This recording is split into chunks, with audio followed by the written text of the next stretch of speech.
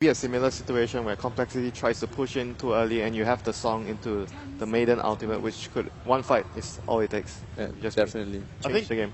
I think EG are very happy to go into Dragon Knight with a Storm pick though, because like this could secure a good mid lane for Sumail. Laning against a melee hero as Storm is so easy. So yes, there's a strong push from Complexity, but they need to really be able to group up as 5 and go. So one way to solve that is to start ganking before that happens. Yeah, like the only issue is like if the Storm gets into the situation where the enemy is grouping up, like he wouldn't be able to do much against that. So that would be the issue there. But I could see it working if he actually gets a very good start. Has a CM, he has the CM aura, so the lane will be really good for him. I have to say, I really like both drafts so far. Wow. I think Armor, they are like solid. stacking all the armor, Yeah. literally. Dazzle, Dragon Knight, and Sven. Yeah, they're one of the few teams that actually pick Sven without... Like, we saw Cloud9 pick it up versus the Techies because of the Warcry versus the Mines. We've also seen Sven IO, not terribly common, but still probably one of the most common partners with Sven. But Complexity is one of the few teams that just pick straight Sven carry without any partner. Do you think like Zeus would be good against this type of lineup? You mass spell damage because they have a lot of armor, so Zeus would be able to actually deal with them very well before they have BKB. Razor.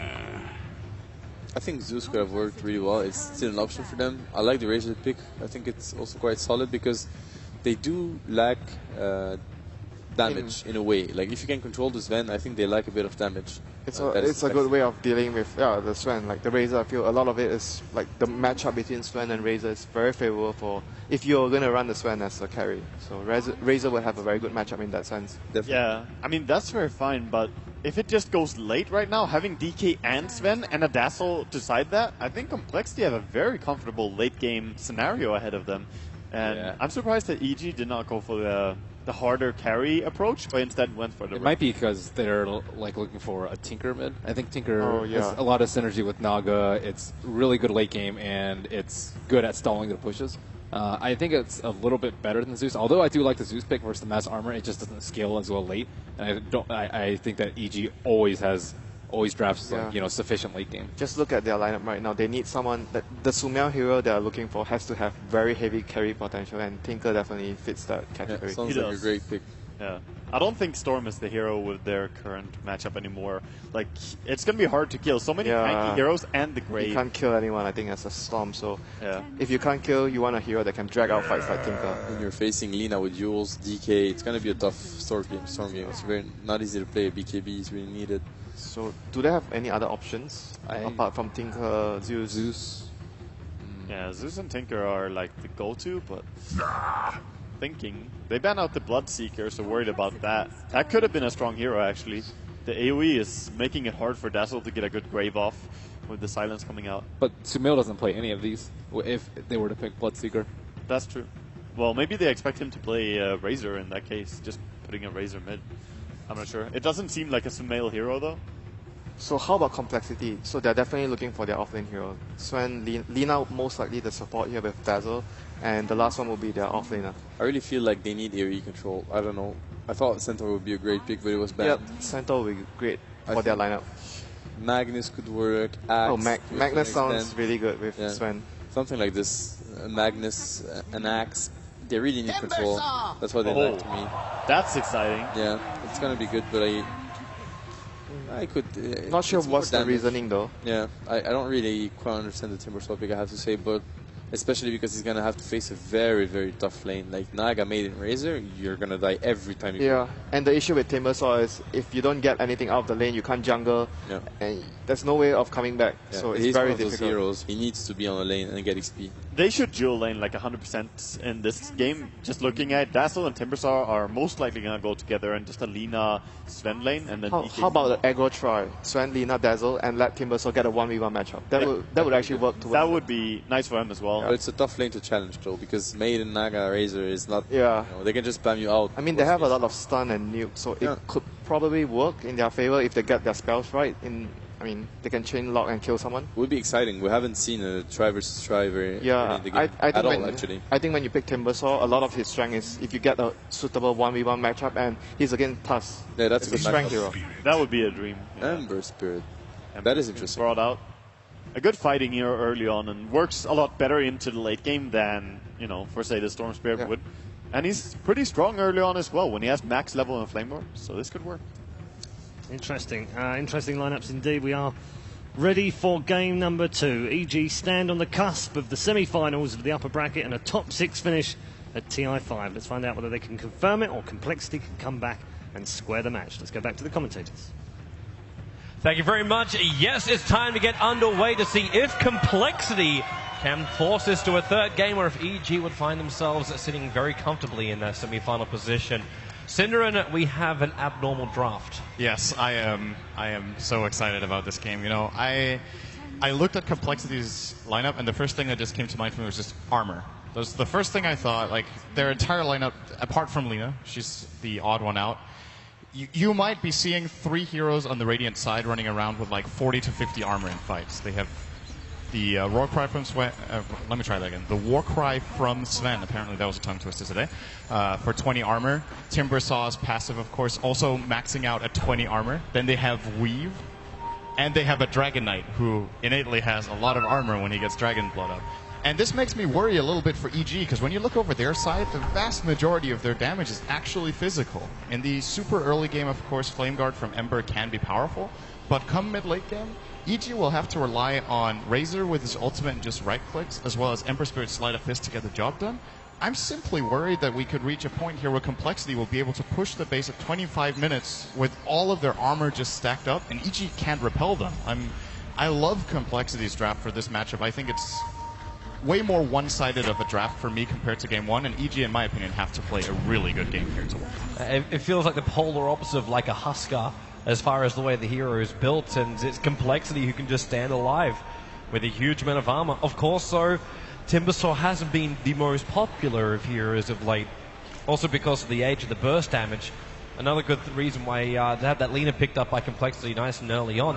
There's nothing like that. Like, there's no Finger of Death, there's no Laguna Blade just to bring him down before these armor charges start to stack for the Timbersaw. He said it maxes at 20, but it still could be brought down before that. Everything from EG is pretty continuous until we hit the Ember Spirit having like huge amounts of damage. But that's only if you get there. Yeah, we might see in this particular game Sumail considering a Deso build over a Battle Fury, or maybe he's going to get both. But I think this time around, EG simply need to address that problem at some point in the game. If their early game doesn't go incredibly, so they just get really far ahead and don't really have that problem, they will need to itemize. They will need a Cuirass, they will need a Deso. It's really good to get it on the Ember because he hits all the targets automatically with his Sleight of Fist, so they can apply the Deso to all the heroes. Alternatively, could consider it, of course, on Universe Tusk. It's not that uncommon of an item on that hero. Howie, real trouble on bottom lane. The Light Strike Array from Flying was able to connect. They need more damage to kill him, however. That's a Stout Shield. But then again, with another second Light Strike Array, Complexity open up the account. They claim first blood, and this is not the way EG wanted to start this. Because the Observer Wards that were down from Complexity, they saw where EG was shifting their lanes. They saw, okay, the Tuskar's moving back up the top because he was trying to dodge the Timbersaw, and already Complexity had preemptively noticed that EG are going to switch this. They've actually brought the Timber down to the bot lane. Universe just can't catch a break. This is a very... I feel like this happens pretty rarely, but it's a very logical play. Moon Meander got pressured in the top lane, and instead of TPing back to base or TPing to his safe or his offlane tier 1 tower, as we usually see offlaners do when they're threatened, he just immediately TP'd bottom. They knew they wanted the lane swap immediately, so he kind of gets, like, he solves 2 problems at once. He escapes a gank and gets himself into a better lane with 1 play. And now this top lane for EG, I'm not so sure about this for Complexity, actually. I think Razor Naga has a lot of potential to kill a Sven Lina lane. Sure, they've got a decent amount of spell burst, but if they don't get the full combo off and put fear really low very quickly, the Naga and Razor can just run them down with Static Link and, of course, the Ensnare. That's why it's interesting to watch how they're just prepping themselves on the lane. So Fly starts with the Light Strike Array, then you go into something like the Stormbolt, so you're able to get that second stun off. Instead of just having the Sven throw out the Stormbolt and go from there, Sumail might be in a little bit of trouble here in mid lane. Pushing back the Flame Guard and having a PMS does help. There's been a lot of trade-off in that mid lane. But Sumail still found a very large chunk of farm as that Ember Spirit, 14-1, up against that DK, who's got 8 for 1 currently. Yeah, that's the good thing about this pick for EG. We've talked... They're going to split up the lane right now. Fly knows he could be in a little bit of trouble, so Freak's going to babysit him all the way out of here. There's no ensnare for Naga. She's still only level 1. So they move this Ven back over again while I'm hearing a little bit of chains in mid. Swindermelons is fine. He's a DK. But yeah, what I was getting at, this lane in mid is actually a very good lane matchup for Ember compared to a lot of the matchups we see. The reason Ember mid is played pretty rarely in competitive Dota is that he's just a weak mid laner. He can get pressured very well by long-range heroes with harassment such as Queen of Pain and Lina. But Dragon Knight can't really put out the same amount of pressure. You Flame Guard and you just take the wave, and you can try to break the Flame Guard with Breathe Fire, but that doesn't cut it. It's not enough to remove it. So. But then again, does he have to? Like right now, it almost feels like the Dragon Knight just has to sit there, farm it up as much as he can, and just don't die. Oh yeah, absolutely. Because the other lanes are doing their work. Timbersaur's actually gaining momentum as a solo hero on this lane. For me, I think that's as scary than anything else that EG is going to be facing. This is definitely what complexity is. Stormbolt, top lane, they go on Fear. Fly will get the Light Strike array as well with the Poison Touch Fear. He won't have the movement speed to escape. Evil Geniuses! They're down 2 kills to 0 here in the early stages of Game 2. Very good movement here from Z-Freak and Zizzy after the stun combo, making sure they get the maximal damage out of the Shadow Wave. Getting 2 targets with Shadow Wave, dealing some good physical damage to Fear, bringing down the Razor. Okay, I want to ask you about this. PPD, he's in the jungle for 4 minutes now. Found 3.5 levels with 2 points up in the aura. Does PPD come out and actually be a presence on this top lane? He's only got Frostbite right now. When does the Crystal Maiden become effective? And I'm asking this as well because I'm just thinking when it happens, PPD is going to end up feeding himself. He's going to need to find the best way for himself to have an impact while getting farmed. I think this is the kind of game where it's really important the Crystal Maiden gets farmed. Middle lane. It's kind of weird because you usually don't pick CM like he's that. in real trouble. Yeah. Dragon Tail stun. He gets the Flame Guard up, however, so he's able to tank through a lot of this and actually turn on to Fly. The burn's doing his work, and Swindermelon's putting his body in front of him. Level 3 Flame Guard blocks 350 magic damage, so it's both spells from Fly as well as a Dragon's, or a Breathe Fire pretty much. They need to get through that in the first place, and then, well, they haven't really damaged him. But yeah, what I was going to get at is that I think the CM in this game has to get farmed to get a good ultimate off, because, as mentioned, they will need to get some sort of magic damage in order to pierce all the armor. So PPD's involvement in this top lane should be, he should try for ganks when there's a really high probability of success, but he shouldn't come in just to harass. It's not going to be worthy of his time.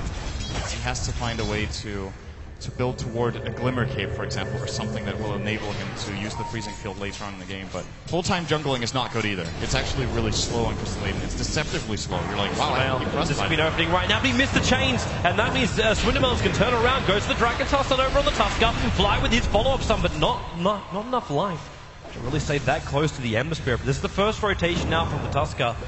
And Universe unable to find the opening while on bottom lane, Warcry. Ven just trying to outrun Fear.